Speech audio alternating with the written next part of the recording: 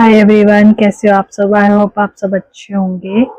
तो जैसे कि लास्ट पार्ट में मैंने आप सबको बताया था कि मेरे हम ट्रिप पे गए थे। तो फर्स्ट शादी के बाद फर्स्ट ट्रिप पे गए थे। तो मेरे हस्बैंड मेरी जेठानी के लिए, अपनी भाभी के लिए रिंग लेके आए थे। तो जब मैंने बोला कि मेरे लिए कुछ नहीं लाए, तो कुछ नहीं लेके दिया मुझे, तो मुझे कहते तू लालची है। तो मैं उस चीज़ पे स्टॉप हो गई थी।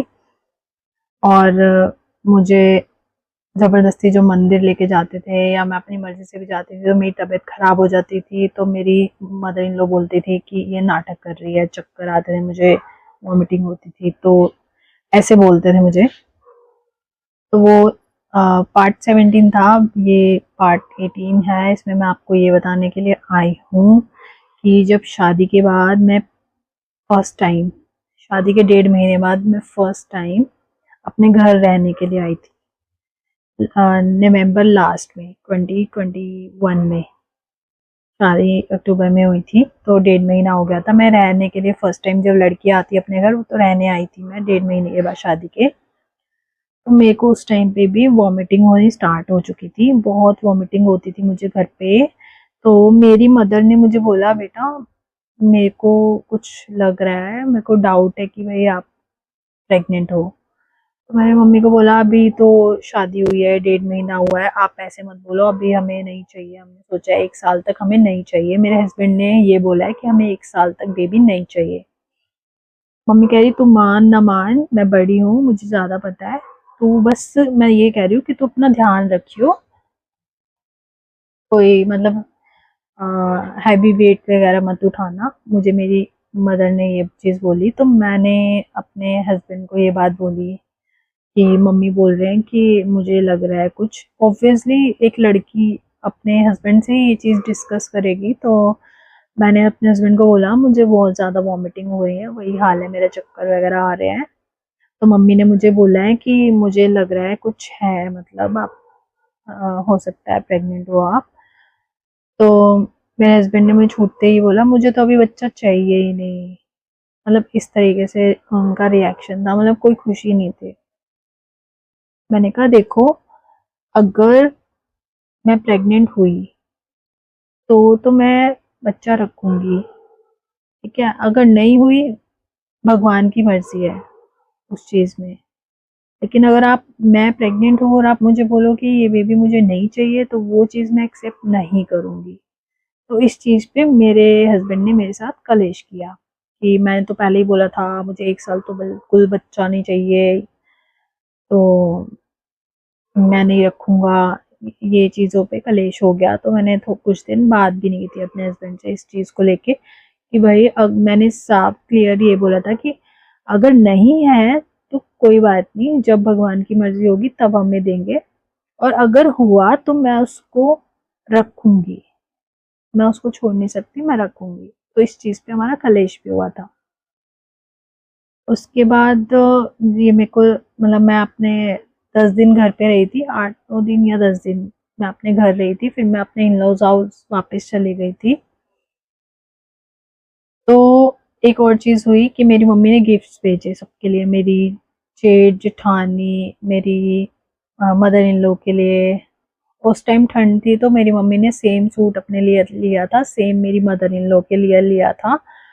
और मेरे हस्बैंड के जो कपड़े वगैरह सब लिए थे मेरे ससुर जी के।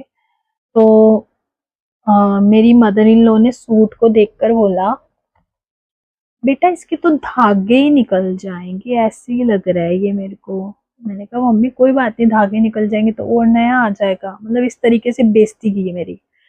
उसके बाद मेरी ना जेठानी के लिए मेरी मम्मी ने हैंड बैग दिया था, न्यू ला के उन्होंने हैंड बैग दिया था उनके लिए। तो पहले तो मैंने उनको दे दिया। तो नेक्स्ट डे मेरी मदर इन लॉ की और मेरी जेठानी की, मुझे नहीं पता क्या बात हुई, भगवान ही जानते हैं वो तो।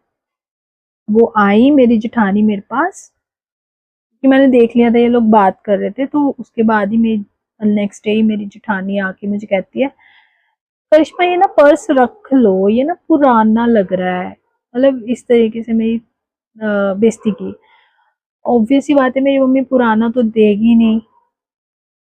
तो ऐसे इन्होंने मेरी इंसल्ट की उस टाइम पे कि मतलब मैं कुछ हुई नहीं, मैं जो लाई हूँ वो गंदा है, बेकार है। ऐसे मेरी मदर इन लॉ ने, मेरी जेठानी ने मेरी ऐसे इंसल्ट की इस चीज़ को लेके। फिर भी मैं चुप रही। कहने को मैं बहुत कुछ बोल सकती थी। जैसे मेरी जेठानी जवाब देती है मेरे ससुराल वालों को, वो बिल्कुल बर्दाश्त नहीं करती कोई चीज़। मैं भी दे सकती थी बट मैं चुप रही क्योंकि मेरी नई-नई शादी हुई थी और ना मेरी मम्मी ने ये भी बोला था कि कभी बोलना नहीं है किसी के आगे कुछ भी। तो मैं चुप रही। ये चीज़ मैंने अपने हस्बैंड को बताई, तो मेरे हस्बैंड मुझे कहते हैं, होगी कोई कमी चीज़ों में तभी तो बोला है ना अगलों ने, ऐसे क्यों बोलेंगे? ऐसे मेरे हस्बैंड मुझे बोलने लग गए। मतलब मेरा साथ नहीं दिया, ये चीज़ें मुझे बोलने लग गए। मैंने कहा ठीक है भाई, जब आदमी भी नहीं सुन रहा तो एक औरत मतलब एक लड़की चुप ही हो जाएगी ना, फिर क्या ही करेगी। ठीक है, अपना वही रूटीन में आ गई, वही चीज़ें करने लगी। तो फिर ये चीज़ें होनी स्टार्ट हो गई। बड़ा पोज़ लेके मुझे बातें बोलनी पड़ रही हैं, क्योंकि मेरे साथ जो चीज़ें हुई हैं ना वो मेरे आँखों के सामने आने लग जाती हैं। तो मतलब इस तरीके से इन्होंने मेरी बहुत इंसल्ट की है, बहुत, मतलब ये जो मैं बता रही हूँ ये तो उसका 1% भी नहीं है जो चीज़ें मैंने अभी तक बताई हैं। आगे आगे आपको जो चीज़ें पता चलेंगी, आप सोचोगे ऐसे भी लोग होते हैं दुनिया में। बहुत ज़्यादा मेरी इंसल्ट, टॉर्चर बहुत ज़्यादा किया, उसके बाद भी मैंने बर्दाश्त किया क्योंकि घर बसाना था मुझे, घर तोड़ना नहीं था। लेकिन फिर भी आज तक भी मैंने यही बोला है कि मेरे को डिवोर्स नहीं चाहिए, जबकि मेरे साथ इतनी सारी चीज़ें हो चुकी हैं। फिर भी मैं ये कहती हूँ नहीं यार, डिवोर्स नहीं चाहिए, बच्चा है, जब सगा बाप ही सगा नहीं हुआ तो कल को बच्चे का अगर मैं दूसरी जगह में शादी कर भी लेती हूँ तो वो तो बिल्कुल नहीं अपनाएगा, किसी के बच्चे को कोई नहीं अपनाता, जो फैक्ट है। सामने सब अपनाते हैं, पीछे से कोई नहीं अपनाता। तो ये चीज़ें मेरे साथ हुई हैं, तो आप लोग भी सोच समझ के शादी करना, मैं तो यही बोलूँगी। सबके साथ अच्छा ही करे भगवान, किसी को मेरे जैसे इन-लॉज़, मेरे जैसा पति ना ही दे भगवान से, यही प्रेयर है मेरी।